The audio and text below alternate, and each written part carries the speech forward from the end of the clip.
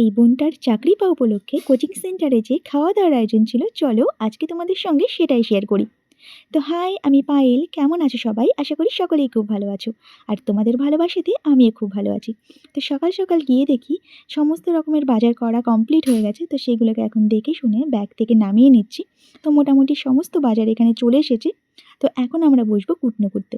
তো আজকে বাজার করার দায়িত্ব ছিল আমার এই ভাইটার উপরে।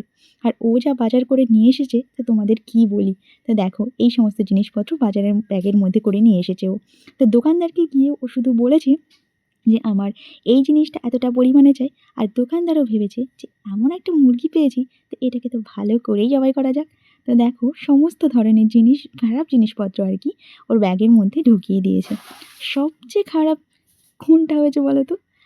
আমরা আজকে বানাবো বাসন্তী পোলাও, ও নিয়ে এসেছে বিরিয়ানি মশলা। দোকানদার নাকি ওকে এটা দিয়েছে রান্না করার জন্য। ভাবা যায় বলো তো? তো এখানে দেখো জোর কদমে রান্নার কাজকাম চলছে।